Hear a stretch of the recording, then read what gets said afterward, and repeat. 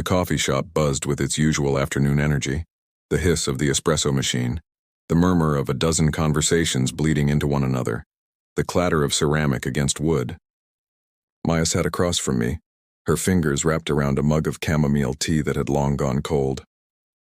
We'd been friends for 3 years, ever since we'd been assigned as partners for a marketing project that neither of us had wanted to do. What started as reluctant collaboration had become genuine friendship, the kind where silence felt as comfortable as conversation. Except today, the silence felt different. She'd been distracted all afternoon, her eyes drifting to the window every few minutes, watching rain streak down the glass. I'd tried to engage her with stories from work, with gossip about mutual friends, with questions about her recent promotion.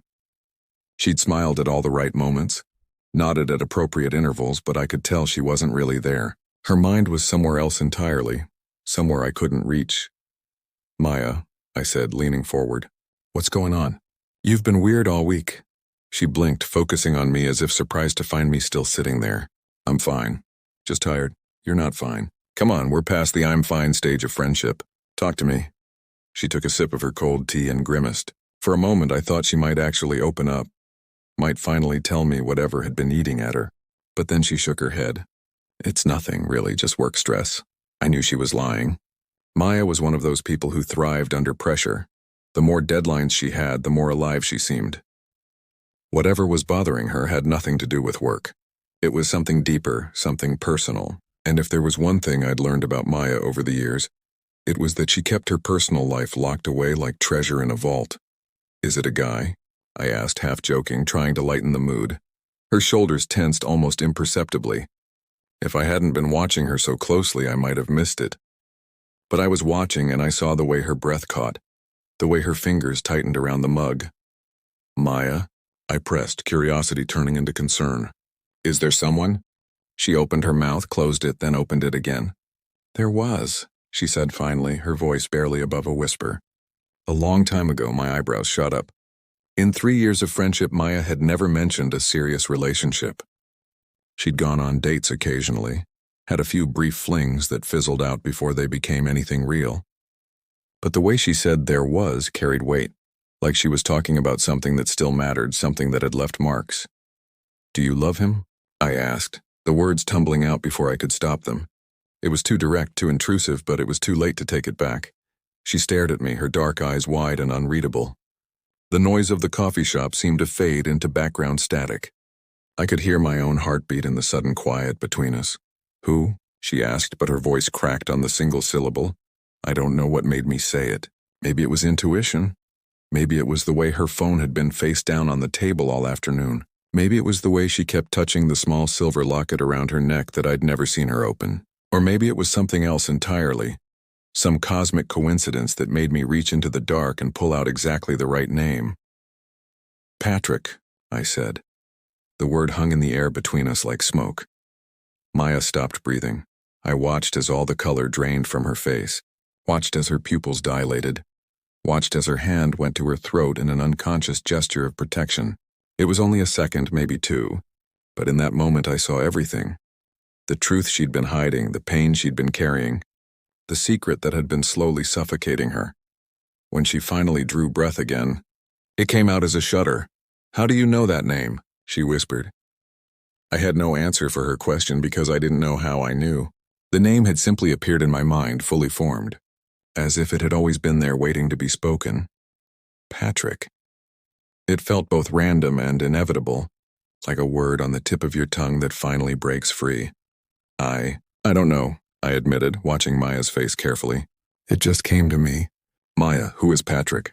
She pushed back from the table so abruptly that her chair scraped against the floor, drawing annoyed glances from nearby patrons. For a terrible moment, I thought she was going to run, just grab her coat and bolt out into the rain, leaving me with my confusion and 100 unanswered questions. But she didn't. Instead, she stood there, trembling slightly, her hand still at her throat. "I need air," she said. "Come with me." I followed her outside where the rain had softened to a fine mist that clung to our skin and hair. The street was nearly empty, most people having taken shelter from the weather. Maya walked to the edge of the sidewalk and stood there, arms wrapped around herself, staring at nothing. "I met him 7 years ago," she began without preamble. I was 23, just out of college, working at that terrible startup that went under 6 months later. Remember I told you about that job? I nodded. She'd mentioned it once, briefly, calling it a disaster she preferred not to think about. Patrick was the lead developer. He was 28, brilliant, funny in this quiet way that snuck up on you. He had these green eyes that looked gray in certain light, and he always smelled like coffee and old books. She smiled faintly at the memory. I fell in love with him the first week. Completely, stupidly, irrevocably in love. The rain picked up slightly, but neither of us moved. I wanted to say something to prompt her to continue, but I sensed that any interruption would shatter whatever spell was allowing her to finally speak these words. We started dating after a company happy hour where we both got just drunk enough to be honest. For 6 months it was perfect. Not perfect like fairy tales, we argued about stupid things, we had bad days, he left his socks everywhere and I was always late. But it was real and it was good and I thought... She paused, her voice catching. I thought it would last. What happened? I asked softly. His wife happened. The words hit me like a physical blow. His wife? Maya laughed, but it was a hollow sound. He forgot to mention that minor detail. Or rather, he mentioned that he'd been married, past tense that it was over, that they were separated and the divorce was just paperwork. I believed him because I wanted to believe him. Because believing him meant I could keep living in our little bubble where everything was simple. She turned to face me finally, and I could see tears mixing with rain on her cheeks. But 3 days before I was supposed to meet his family for Thanksgiving, she showed up at the office. Very much still married to him. Very much not separated. She was pregnant, 4 months along, and she wanted to surprise him with the news. Oh, Maya, I breathed. The look on his face when he saw her, that told me everything. He wasn't a man who'd been leaving his wife. He was a man who'd been caught. She was confused at first, didn't understand who I was or why Patrick looked so panicked.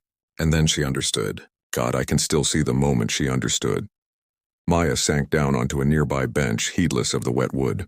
I sat beside her, close enough that our shoulders touched, offering what comfort I could through simple proximity. What did you do? I walked away. Right then, right there in the middle of the office. I didn't make a scene, didn't cry, didn't yell. I just walked out and I kept walking. I walked all the way across the city, miles and miles, until my feet bled and the sun went down. Patrick tried calling, tried texting, tried showing up at my apartment. I blocked him everywhere. Quit the job the next day over email. I erased him from my life like he'd never existed. But you didn't erase him from your heart, I said quietly. She shook her head. I thought I had. For years, I thought I'd moved on. I dated other people, built a new career, made new friends. I constructed this whole new life where Patrick was just a regrettable chapter from my youth, a lesson learned about being careful with trust. And then what? Maya reached into her pocket and pulled out her phone. With shaking fingers, she unlocked it and pulled up a message thread. She handed it to me without a word. The messages were from an unknown number, but they were clearly from Patrick. I could tell from the first line, Maya, I know I have no right to contact you. The thread dated back 3 weeks. I scrolled through slowly, reading each message with growing unease. Patrick had written her long, rambling paragraphs, apologies, explanations, justifications that somehow managed to be both heartfelt and self-serving. He talked about his marriage ending 2 years ago, about the daughter he shared custody of, about therapy and growth and becoming a better person.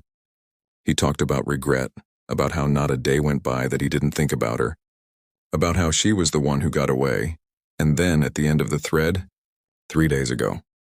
I'm going to be in your city next month for a conference.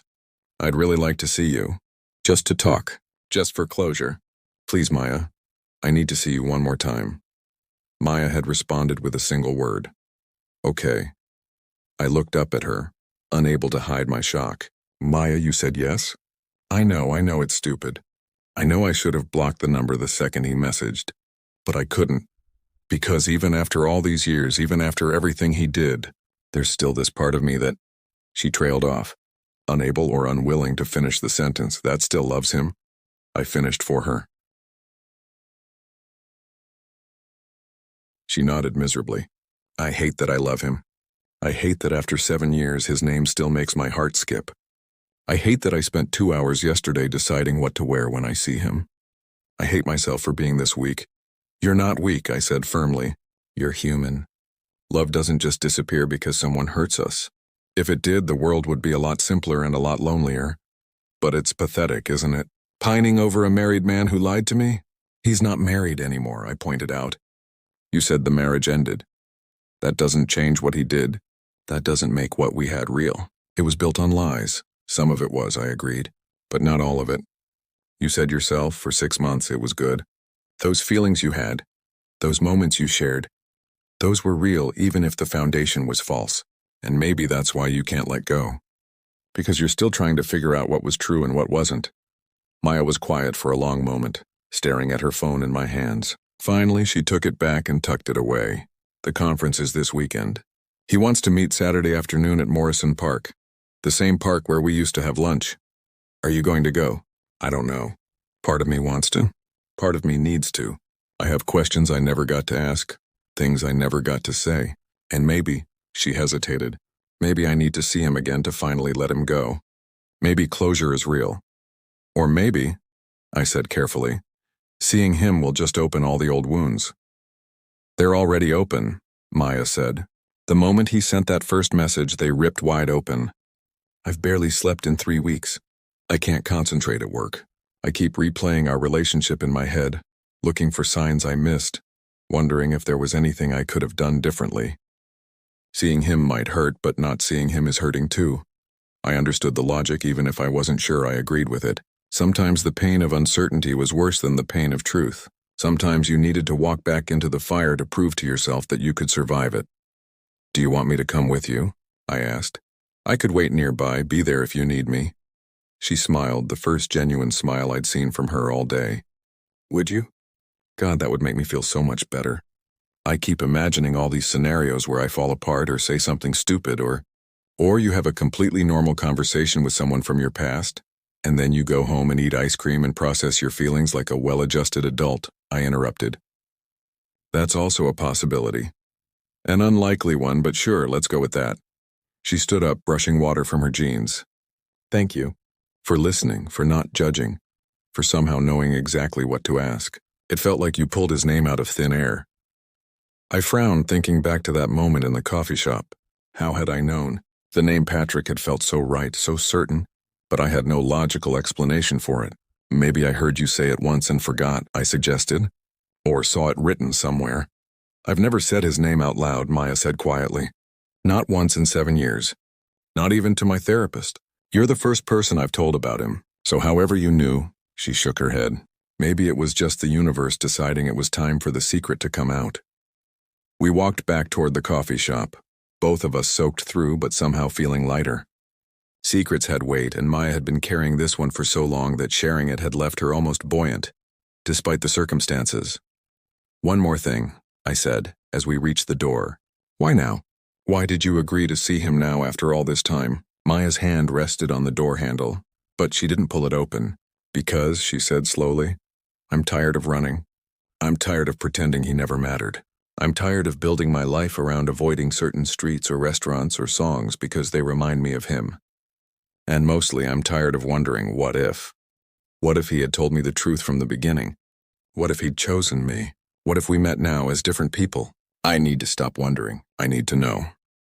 Saturday dawned gray and cold, the kind of morning that made you want to stay in bed indefinitely. I met Maya at her apartment at noon, finding her in the midst of a minor breakdown involving her entire wardrobe scattered across her bed. I've changed 7 times, she announced, without preamble. Everything is either too casual or too formal or too much like I'm trying too hard. What says I've moved on with my life, but I still look great, and you should feel bad about what you lost without looking like that's what I'm trying to say. I surveyed the chaos and plucked a simple navy sweater and dark jeans from the pile. This. Classic. Comfortable. Confidence without arrogance. She held the outfit against herself, examining her reflection critically. You're sure? I'm sure. Now get dressed before you talk yourself out of going entirely. 20 minutes later, we were in my car heading toward Morrison Park. Maya was uncharacteristically silent, staring out the window with her hands clasped tightly in her lap. I wanted to fill the silence with reassuring words, but what could I say that wouldn't sound hollow? There was no preparing for this. No right way to face someone who had broken your heart so thoroughly that you'd spent 7 years trying to forget they existed. Pull over, Maya said suddenly when we were still 2 blocks from the park. What? Why? I can't breathe. I need a minute. Her face had gone pale and she was pressing a hand to her chest. I think I'm having a panic attack. I steered to the curb and turned off the engine. Okay, look at me. Look at me, Maya. She turned, her eyes wide and frightened. Breathe with me. In through your nose, 1, 2, 3, 4. Hold 2, 3, 4. Out through your mouth, 2, 3, 4. Again. We sat there for 5 minutes breathing together, until the color returned to her face and her hands stopped shaking. When she spoke again, her voice was steadier. I don't know if I can do this. You don't have to, I reminded her. We can turn around right now. You don't owe him anything. No, but I owe myself this. I need to stop being afraid. She closed her eyes, took one more deep breath, then nodded. Okay, I'm ready. Morrison Park was nearly empty, just a few dog walkers and a mother with a stroller enjoying the cold afternoon. I parked at the edge of the lot with a clear view of the main pathway, where Maya was supposed to meet Patrick at 2 o'clock. It was 1:55. I'll wait here, I said. If you need me, just text or wave or scream. I'll come running, Maya smiled weakly. What if I see him and just freeze? What if I can't think of a single thing to say? Then you stand there and freeze and eventually words will come. Or they won't, and that will tell you something too. She unbuckled her seatbelt but didn't move to get out. I keep trying to imagine what he'll look like. 7 years is a long time. What if I don't even recognize him? You'll recognize him, I said with certainty I didn't quite feel. Some people mark us in ways that time can't erase. At exactly 2 o'clock, a figure appeared at the far end of the pathway. Even from a distance, I could see Maya's reaction. Her spine straightening, her breath catching, her hand gripping the door handle like a lifeline. The figure walked closer, resolving into a tall man in a dark coat, his hands shoved in his pockets, his gait uncertain. That's him, Maya whispered. God, that's him. Before I could respond, she was out of the car, walking toward him with steps that looked both eager and reluctant. I watched as the distance between them closed, 50 feet, 30, 10. They stopped about 6 feet apart, far enough that they'd have to speak up to hear each other. Close enough that they couldn't pretend this wasn't happening. I couldn't hear their words, but I could read their body language. Patrick spoke first, his hands making expansive gestures that seemed like apologies or explanations. Maya stood very still, her arms crossed, her face unreadable. They talked for what felt like hours, but was probably only 15 minutes. At one point, Patrick reached out as if to touch her arm, and she stepped back, shaking her head. He dropped his hand, looking defeated. Then something shifted. Maya's arms uncrossed. She said something that made Patrick's face crumble. He covered his face with his hands, shoulders shaking, and I realized with shock that he was crying. Maya stood frozen for a moment, then, almost against her will, it seemed, reached out and placed a hand on his shoulder.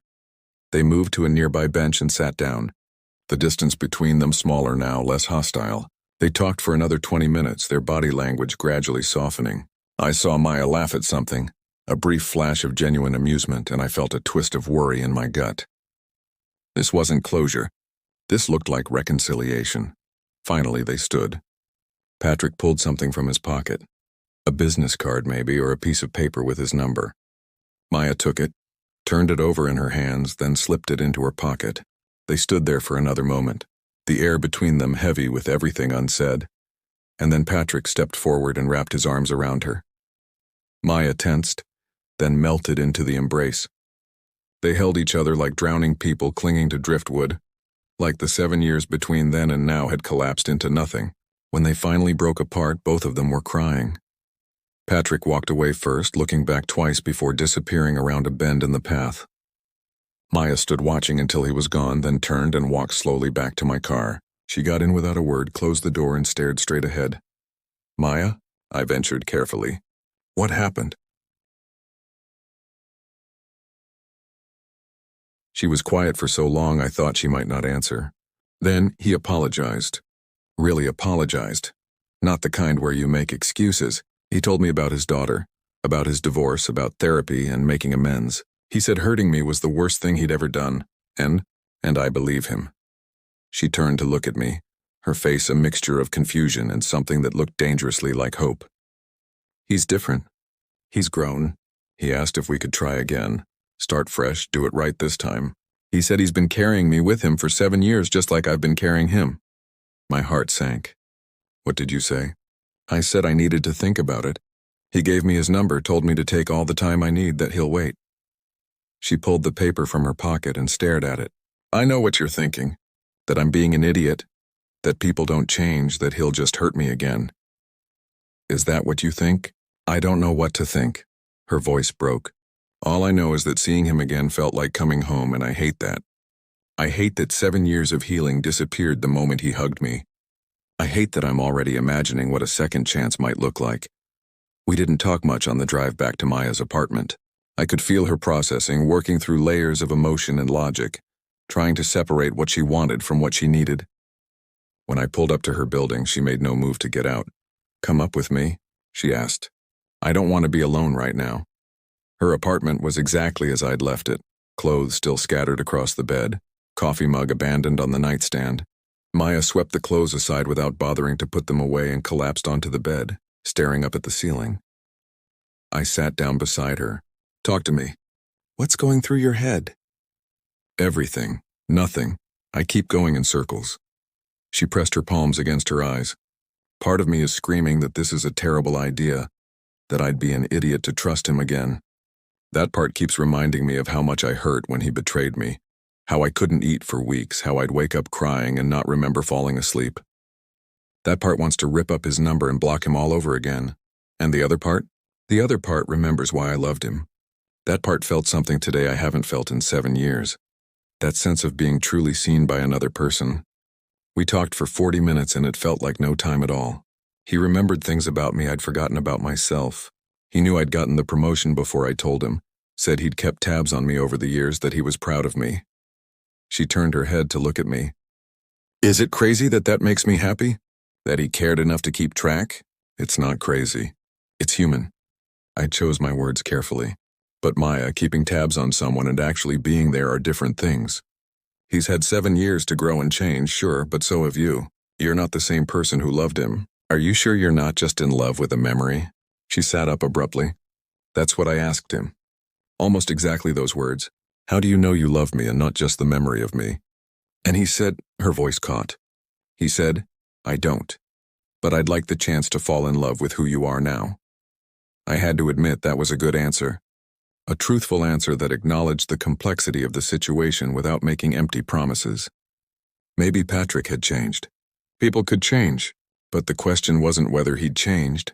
It was whether Maya could trust that change and whether a relationship with him was worth the risk. What does your gut tell you? I asked. My gut is useless. It's having a fist fight with my brain. Okay, different question. Fast forward 5 years. You're in 2 different futures. In one, you gave Patrick another chance. In the other, you walked away. Which future are you happier in? Maya closed her eyes and I watched her face shift as she imagined both timelines. When she opened her eyes again, there were tears on her cheeks. I don't know. In the first future, either we're deliriously happy or I'm more broken than I was before. In the second future, I'm okay. I've moved on, found someone else maybe, built a good life. But there's always a shadow there, a what if that never gets answered.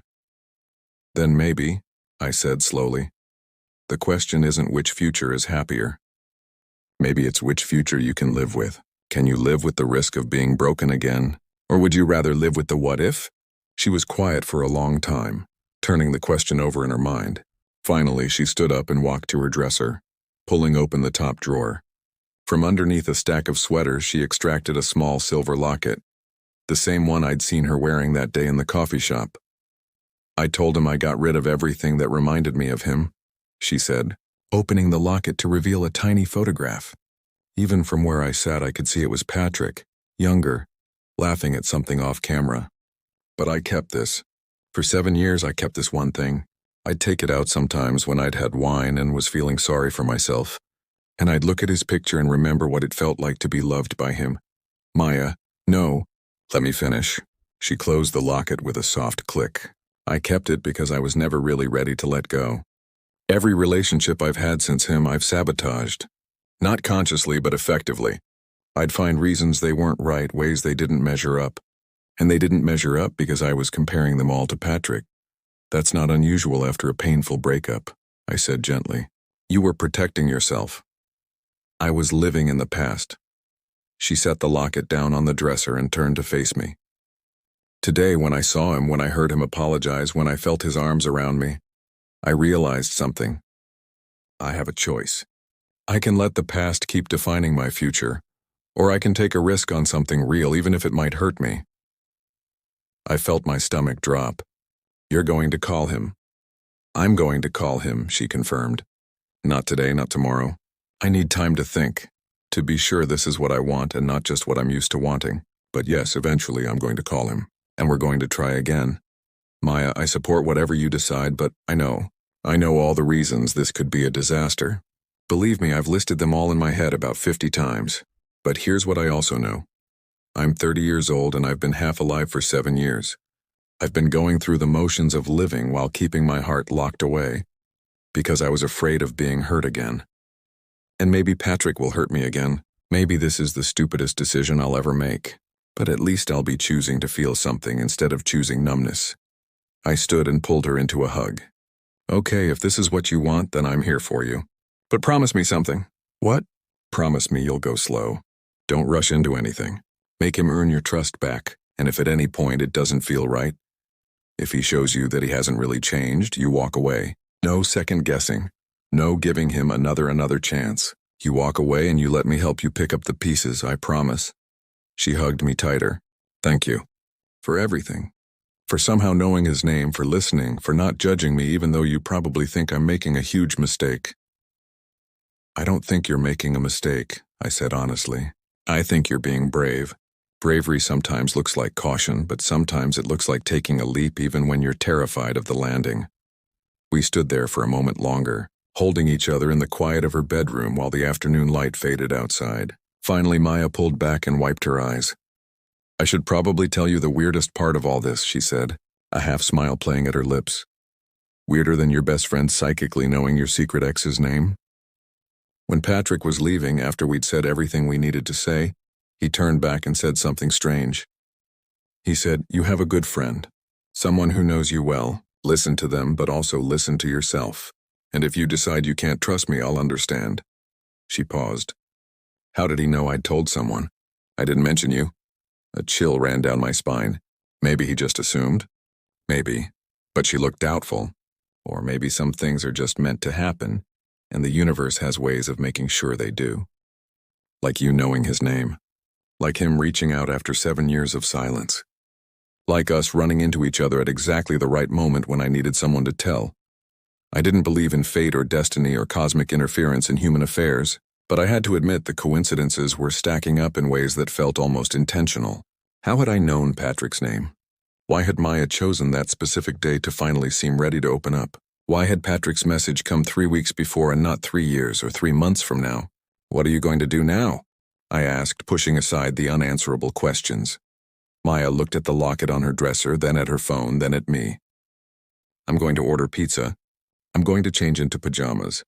I'm going to watch terrible reality TV with my best friend and not think about Patrick for at least 5 hours. And then when I'm ready, when I'm really, truly ready, I'm going to pick up the phone and see if second chances are as real as everyone says they are. 3 months later, I got a text from Maya at 2 a.m. I called him. I was instantly awake, my heart pounding. And? We talked for 4 hours. We're meeting for dinner next week. How do you feel? Terrified? Excited? Like I'm standing at the edge of something huge and I can't tell if it's a cliff or a bridge. I guess you'll find out when you take the step. I guess so.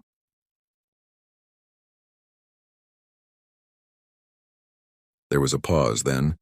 Thank you. For saying his name. For breaking open the secret I'd been carrying. I think I would have kept it inside forever if you hadn't. I stared at my phone in the darkness of my bedroom, thinking about that moment in the coffee shop when Patrick had fallen from my lips like prophecy. I still didn't know how I'd known. Maybe I never would, anytime, I typed back. That's what friends are for. Now go to sleep. You've got a big week ahead of you. Night. Love you. Love you too. I set my phone down and stared at the ceiling, thinking about love and second chances, about secrets and the strange ways they come to light. Maya was right about one thing. She'd been half alive for 7 years. And whatever happened with Patrick, at least now she was fully awake again, feeling everything, risking everything. That took courage. And somewhere in the universe, something that might have been coincidence or might have been something else entirely, had set events in motion with a single, casually spoken name. The name she'd never told anyone. The name that had stopped her breathing. Patrick. The story didn't end there, of course. Stories like this never really end. They just keep unfolding page after page, year after year. But that's where my part ended, with Maya standing on the edge of her bridge or her cliff, choosing to step forward into the unknown with her eyes open and her heart unguarded. Sometimes that's all any of us can do.